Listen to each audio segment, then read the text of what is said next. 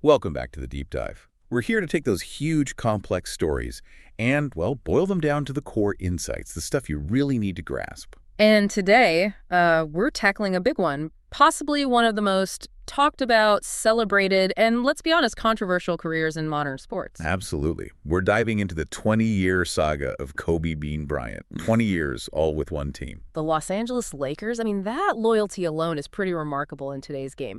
But beyond that, 5 rings, multiple dominant eras, some really public personal crises. And that mindset, that competitive fire that became this whole philosophy, right? The Mamba mentality. Exactly. Kobe's story, it's really a masterclass in relentless pursuit, sometimes to his benefit, sometimes maybe not. It's a massive narrative arc. So our mission today, we want to unpack the key moments, the turning points that really forged his legacy. We'll look at, where he came from, those global roots, which are pretty unique. Yeah, the Italy years. Right. And then bursting onto the scene, skipping college. No. Then the championships, the clashes, the rise of the Black Mamba. The injuries, the comeback attempts, and then his whole second act, becoming this creator, this businessman. And of course, the tragic end. So stick with us. This is your shortcut to really understanding the profound impact Kobe Bryant had, not just on basketball, but on culture, period. Okay, so to really get Kobe, you kind of have to start way back. His genesis, like you said, it's not your typical American superstar story. Not at all. He was born in Philly, 1978. His dad, Joe Jellybean Bryant, played in the NBA, so basketball was in the blood. Sure, but the defining part. When Kobe was just 6, his dad hung up his NBA sneakers and moved the whole family to Italy to play Pro Bowl over there. And this wasn't just a quick stint. They were there for, 8 years? Okay. Moving around. Rieti, Reggio Calabria. Pistoia, Reggio Emilia. Yeah.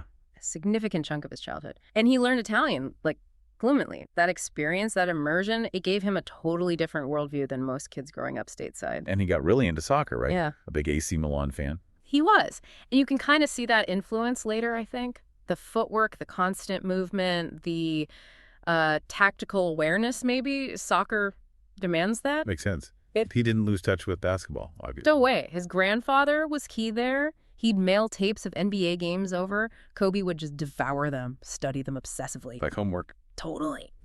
And he also got into these European animated sports films, apparently picking up strategy from them too. It shows that self-driven, intense study habits started really, really early. Okay, so then at 13, he's back in the U.S., landing at Lower Merion High School near Philly.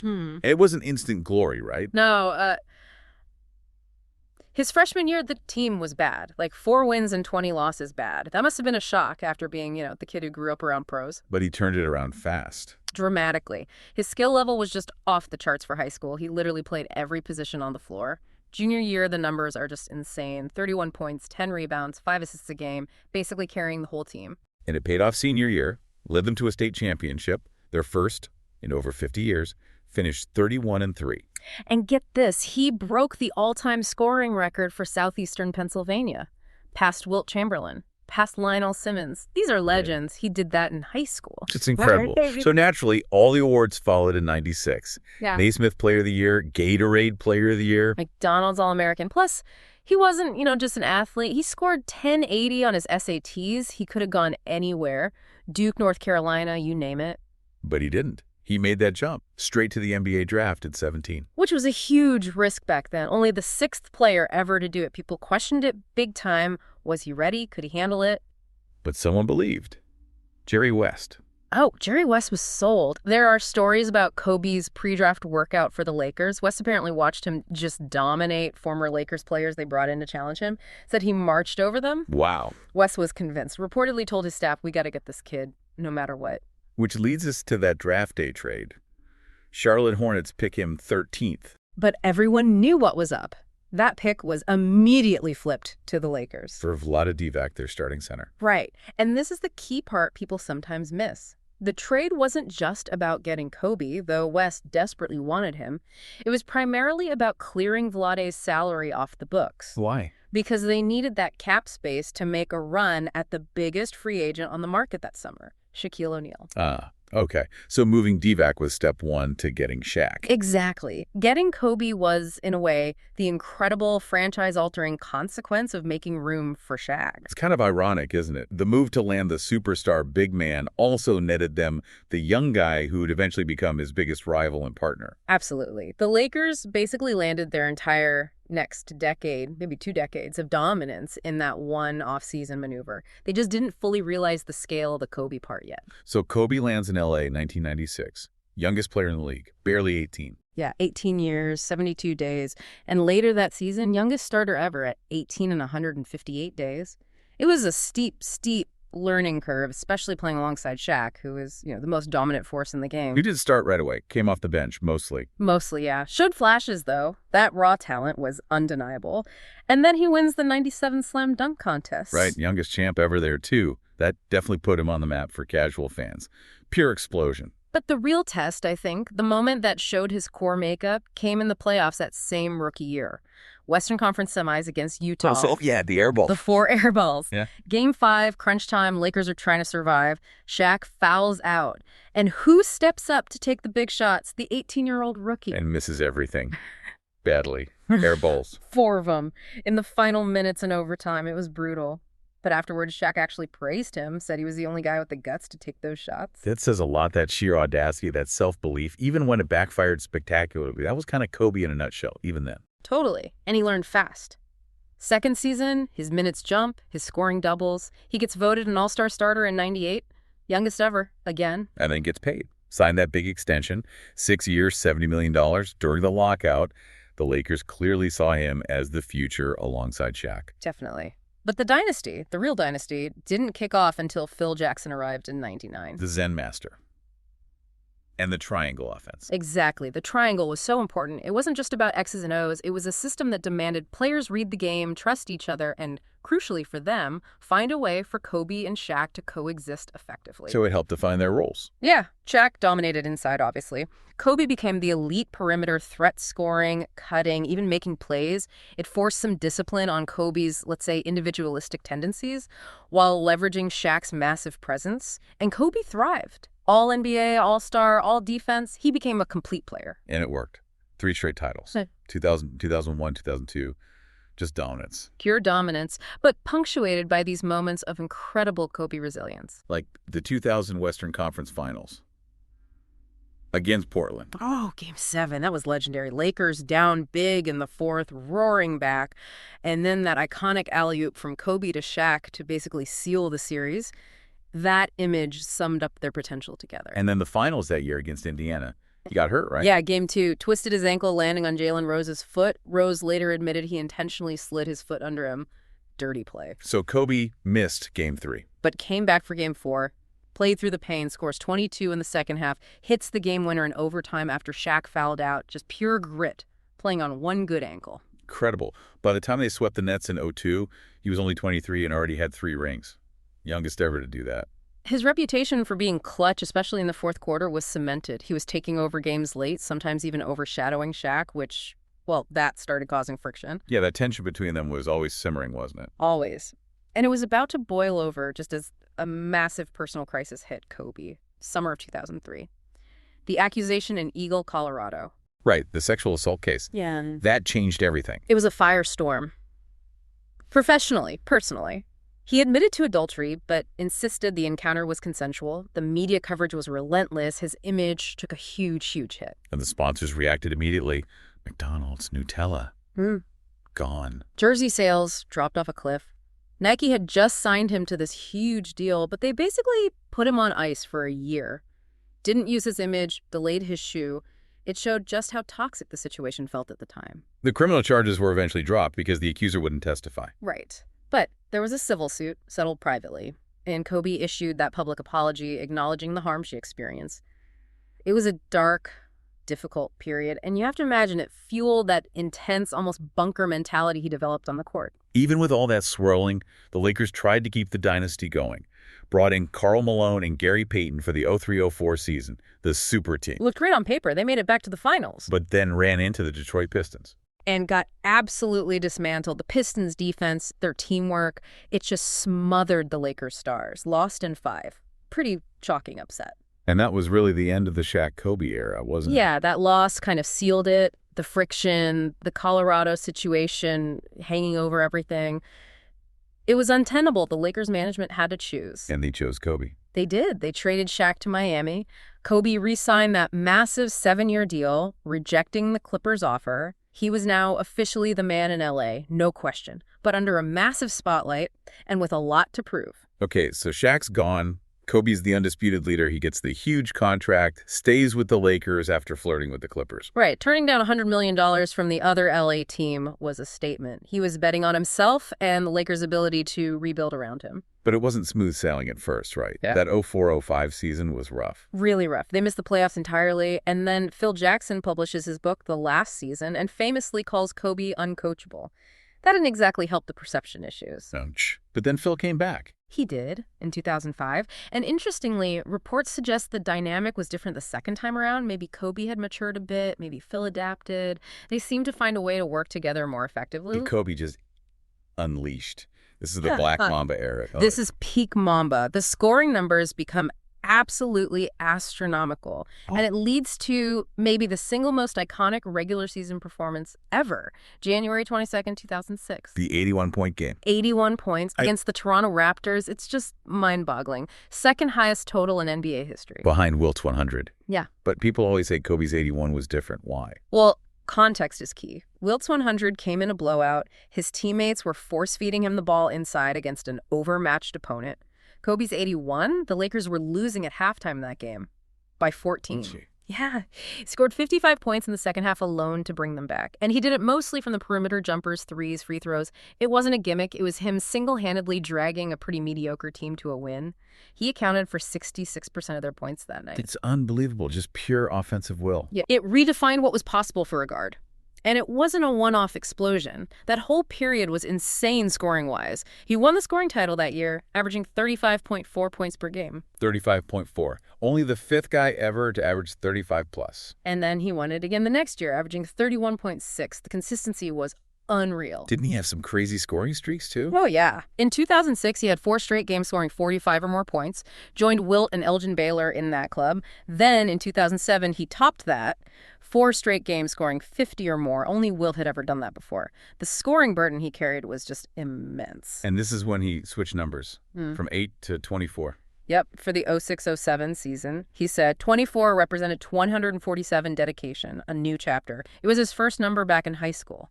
Symbolically, it felt like the fully formed post-Shaq Mamba. But that intensity, it's sometimes boiled over, didn't it? He had a couple of suspensions around then. He did. 2007 got suspended twice for elbowing opponents Manu Ginobili, Marco Jaric.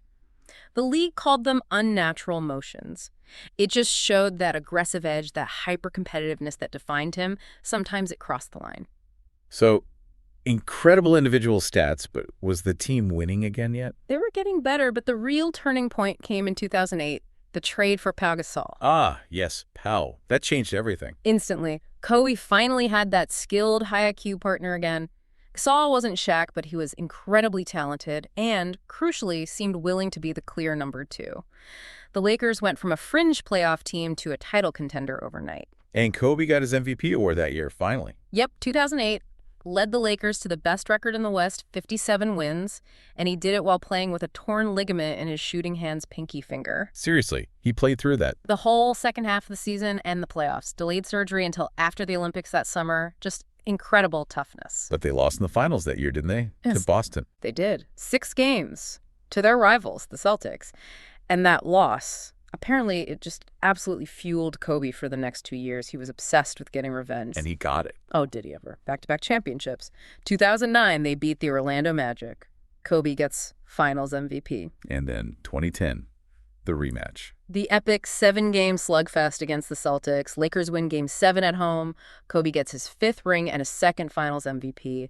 That one, you could tell, meant the world to him, proving he could win it all multiple times without Shaq. He really owned that decade, didn't he, the 2000s? Statistically, yeah. Led the entire league in scoring for the decade, over 21,000 points. And that 2010 season, he hit 6 game winners, passed Jerry West as the Lakers' all-time leading scorer. He was on top of the mountain again. Okay, so entering the 2010s, Kobe's got 5 rings. He's cemented his legacy. But you know he wasn't satisfied. He wanted 6 to match Jordan. always chasing Jordan, but this is where the story shifts. The opponent becomes less about other teams and more about, well, father time. His body starts breaking down. Before we get to the injuries, there was that incident in 2011, right? The referee incident. Yeah, that was significant. He was caught on camera directing a homophobic slur at a referee, got fined $100,000 by the league. It caused a big stir. Did he respond? He did. Apologized pretty quickly, said it was out of frustration, not reflective of his feelings. He later did a PSA against homophobic language. It was a moment where his intense competitiveness clearly crossed a serious line, and he seemed to recognize that afterwards. Okay. But physically, the toll was becoming obvious. Absolutely. He was playing through insane stuff. Remember the 2012 All-Star game? He broke his nose and got a concussion during the game and kept playing. Passed Jordan for the all-time All-Star scoring lead in that same game. Unbelievable. And he hit 30,000 career points that year, too. Still climbing the ladder. Yep, youngest ever at the time to reach 30K. But the clock was ticking. And then came the big one, April 2013, the Achilles. Oh, man, the Achilles tear. That felt like the beginning of the end. It really did. And the way it happened was, so Kobe, the Lakers are fighting for a playoff spot. He was playing insane minutes, like 45, 46, almost 48 minutes a night down the stretch. Because he felt he had to carry them. Exactly. Reports are clear. Coaches, trainers, management were all warning him about the workload, begging him to cut back. He refused, said the team needed it. Then, planting his foot, pop, torn Achilles. And didn't he? Didn't Yeah. he shoot the free throws? That's the indelible image. He goes down, clearly in agony, knows exactly what happened, but he refuses to be carried off, limps to the free throw line, sinks both shots to tie the game, and then walks off the court under his own power. Just pure Mamba mentality. Maximum effort, maximum pain tolerance, even an injury. Even after that devastating injury, he still got a huge contract extension. Right. That caused some A debate. massive extension. 2 years, $48.5 million, made him the highest paid player in the league again, coming off an Achilles tear at his age. It was hugely polarized. Why the controversy? Well, critics said, look, he's old, he's injured, he should take a pay cut to help the team rebuild, sign other players, give them flexibility. But the other side. The other side argued he'd earned that money over nearly 2 decades of carrying the franchise. That it wasn't his fault management couldn't build a winner around him. It was partly a reward for loyalty, for being the face of the Lakers brand. Both sides had a point, really. And the injuries just kept coming after that, didn't they? Yeah, it was brutal. Came back from the Achilles, then broke a bone in his knee, tibial plateau fracture, done for the season. Then the next year, a torn rotator cuff in his shoulder. Season over again, just one major injury after another. But he still managed to pass Michael Jordan on the all-time scoring list during that time. That must have meant a lot to him. Oh, absolutely. December 2014, passing his idol, the guy he patterned his whole game after. That was a huge personal milestone, even as the team struggled and his body failed him. So let's really define this Mamba mentality thing. It became his brand, his philosophy. What was it really about? At its core, it was about an obsessive commitment to improvement, a relentless work ethic, and an almost pathological competitiveness. It was about embracing the hard parts, the pressure, the pain. We know the profile. 6'6" shooting guard. Modeled his game on Jordan. Learned post moves from Hakeem, always adding tools. Right. And the Black Mamba nickname he gave himself, that was intentional. Creating an alter ego, he said, to separate his intense, ruthless on-court persona from his off-court life. Like a snake, striking with precision and speed. And the clutch rep was real. GMs voted him the guy they wanted for the last shot for 10 years straight. That wasn't by accident. It came from taking and sometimes missing those shots his whole career, which leads to the criticism. The selfish high-volume shooter label. Yeah. And the missed shots record. Exactly. He retired with the most missed field goals in NBA history, over 14,000 misses, and he owned it. He famously said, I'd rather go 0 for 30 than 0 for 9. What do you mean by that? He meant that 0 for 9 means you stopped shooting, you let the misses beat you, you lost your confidence. 0 for 30 means you kept firing, you stayed aggressive, you didn't back down from the challenge, even if you failed. That's the Mamba mentality, in a quote. Accept failure as part of the process of striving. Did that intensity make him hard to play with? Early on, definitely. Phil Jackson even noted how Kobe could be scornful of teammates who didn't match his intensity. But Jackson also said that later in his career, Kobe really evolved, became more of a mentor, tried to lift guys up rather than just demand they meet his standard. Which probably helped him navigate that final season, the farewell tour. Yeah, 2015-16, he set the record 20 seasons with one team. He announced his retirement with that poem, Dear Basketball. Which was beautiful and really honest about his body giving out. My body knows it's time to say goodbye. He was incredibly candid that year, admitted he was playing poorly, saying things like, even though I play like shit, I've worked really, really hard not to play like crap. It was oddly endearing. And that tour. It was strange, wasn't it? Seeing opposing arenas, places like Boston that hated him, giving him standing ovations, gifts. It was surreal, a victory lap for a guy who had always embraced being the villain. Suddenly he was universally beloved. It seemed to genuinely affect him. And then the final game. Yeah. Just perfect Hollywood ending. Couldn't write it better. No. Against the Utah Jazz, needs to score like, what, 20 points to have a decent finale? And he scores 60. 60 points. On 50 shots, the most shots anyone had taken in a game in decades. It was pure, unapologetic Kobe. He just kept shooting. Became the oldest player ever to score 60, set the record for most points in a final game, led the Lakers to a comeback win. Just emptied the tank one last time. Completely. And then the speech at center court, grabbing the mic. Mamba out. Boom. Mic drop.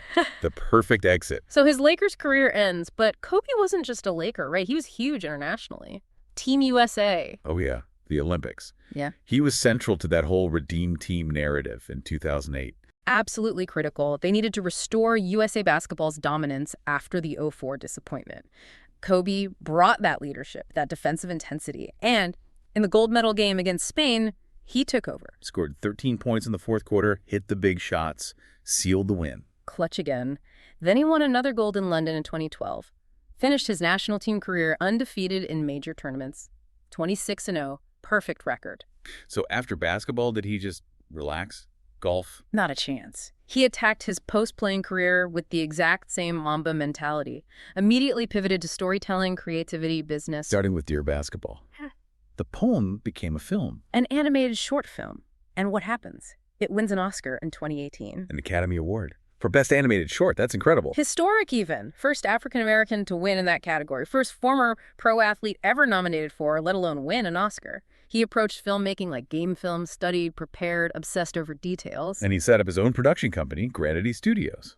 Yeah, producing content. Remember that ESPN Plus series, Detail, where he'd break down players' games? That was Granity. Super insightful stuff. And he got into writing books, too.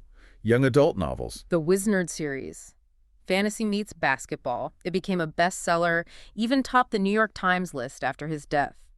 He was serious about building a media empire focused on sports storytelling. Okay, so creator, storyteller.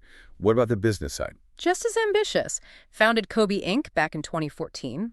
Then in 2016, co-founded a venture capital firm, Bryant Stibel, with $100 million in capital, investing in tech, media, data companies. And he had that big win with Body Armor, the sports drink. Huge win. He invested early at like $6 million back in 2014, put his own sweat equity into marketing it too. When Coca-Cola bought a major stake later on, Kobe's initial investment was reportedly worth around $200 million. Showed he had real business savvy, not just lending his name. He stayed involved in charity work too, right? Yeah, through the Kobe and Vanessa Bryant Family Foundation.